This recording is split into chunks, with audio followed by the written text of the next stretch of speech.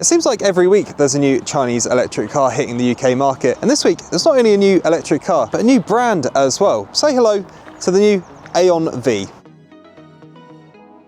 So what exactly is this new AION V? So as you can see by the green flash on the number plate, it's a pure EV, and like any pure EV, it doesn't need to have a big grille at the front, so a very inoffensive looking front end. And around to the side, there's only one real trim level on the AION V, and every car gets 19-inch alloys. A bit of a strange checkered flag motif on the rear pillar. Obviously, this is not the most sporty car, so I'm not sure why they've done that. Around to the rear, we've got AION lettering, so of course you cannot mistake this for any other Chinese electric car. Now before we go any further with the AION V, I just want to go around this corner, because here you'll see a glimpse of the future of AION. So here on the left hand side we've got the AION UT, and that's a small hatchback with the same platform and same wheelbase as the AION V, so it can actually get the same battery as well, but this one's actually got a smaller battery and obviously less range, but that's going to be coming to the UK later on this year, probably around September time. And then on the right hand side in China, this is actually called the GAC S7, but due to copyright laws it's not going to be called the S7 here, it's going to be called something else. AION haven't actually said what it's going to be called there. This one here is a pre-facelift, so here in the UK this is going to be the facelifted model, but this is actually a plug-in hybrid SUV. It's a D segment SUV, it's very big, but yeah, plug-in hybrid SUV and a hatchback EV to extend the AION range. As for overall interior quality, the AION V is actually pretty impressive. It's actually got leather surround on the doors over to the dash. The actual leather itself is very nice, and you have to look very hard indeed to find any cheap horrible plastics. There are a couple of elements that aren't quite so good. So the driver's display, the font is a little bit small, and then on the steering wheel itself, AION's clearly copied the Tesla scrolling system, so these buttons here aren't particularly good to use. And then the air vents, the actual controls themselves, they feel a little bit flimsy.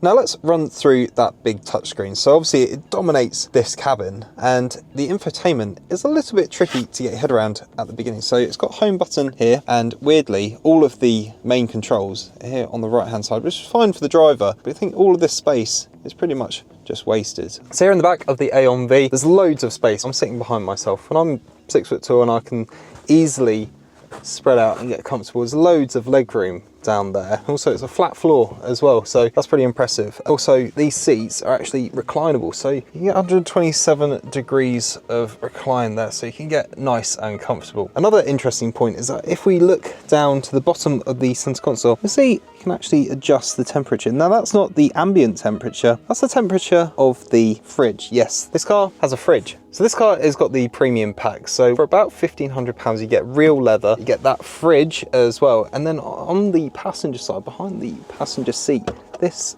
actually opens up and is a leather-lined table. Actually, AION says that they've taken inspiration or benchmarks against the Bentley Mulsanne for the dampening of that table. Unfortunately, you don't get one on the driver's side, but it's quite a nice touch, I think. Now, if you open up the boot, you'll see that there's a 473 litre boot space back there, which is pretty impressive. It's also got 3 different levels of boot floor, so you can actually lower this to there or have it all the way down. Pretty good adjustability.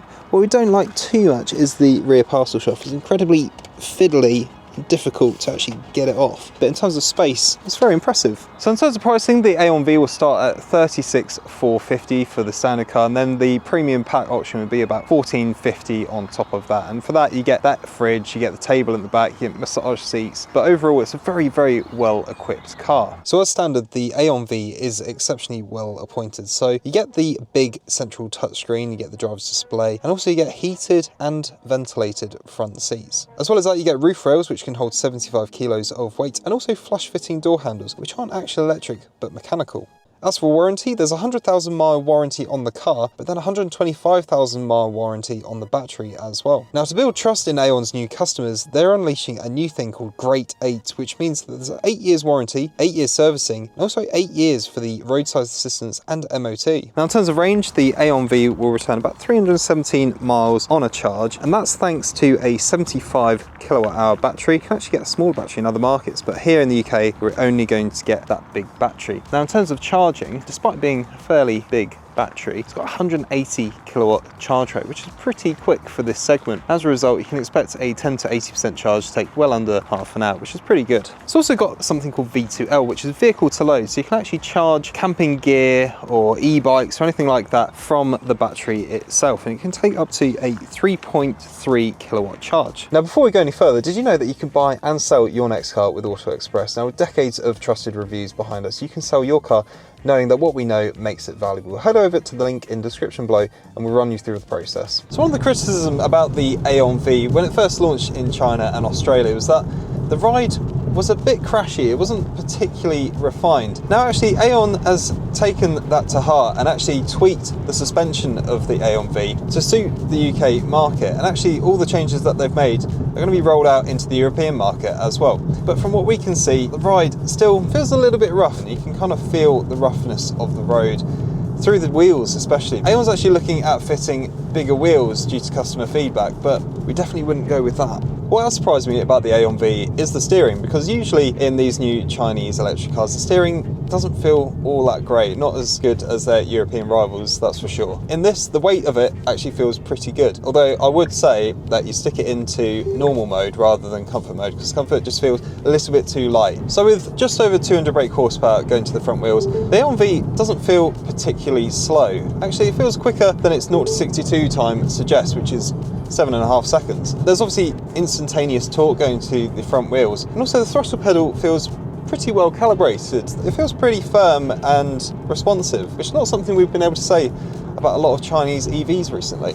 Now the AION V comes with loads of safety technology as standard, and it also comes with lane keep assist, which is no special thing. Most cars get lane keep assist nowadays, but unlike most cars, it's not very irritating in the AION V. Actually, if you just wander over to the middle of the road, it doesn't feel like it's tugging at the steering wheel all that much, which is good, because usually in most cars, the first thing you do is turn off lane keep assist, whereas in this, you probably leave it on and have a relatively pain-free drive. Another element of the AION V safety tech is the driver monitoring system. So it actually comes through this little camera here, and it feels way too irritating and intrusive in the AION V. It just constantly beeps and buzzes at you to tell you that you're not paying attention to the road. So now we're on the motorway in the AION V, and the first thing you notice is that it's pretty quiet in here. There's not too much wind or road noise coming through into the cabin. That's partly because there's sound insulated glass and also a fair bit of sound insulation into the body of the AION V as well. So overall, refinement at higher speeds at least, it's pretty good. So what are our final thoughts on the AION V? Well, starting with that infotainment, there's a few bits about the menu that we're not entirely keen on, so it's quite difficult to function on the move. It's a little bit busy. There's no denying that this car is extremely well equipped, but there's things like the premium pack, which offers that rear table, the reclining seats and the fridge. We're just wondering how often is that going to be used as a family EV. Next is the range. So it promises 317 miles of range on a charge. We experienced about 277 today in the real world, which is pretty good, but not quite as promised. But then on the flip side of that, the charging is very good indeed. As a package, it drives pretty well. The suspension is still a little bit firm. It's interesting that they've decided to go for a firmer setup, whereas other Chinese brands go for a very soft setup. Does it result in a lively, engaging handling car? Not particularly, but then again, it does feel pretty composed. But overall, it's a very good first car from AION here in the UK, and we're very much looking forward to seeing what else they can offer in the coming months.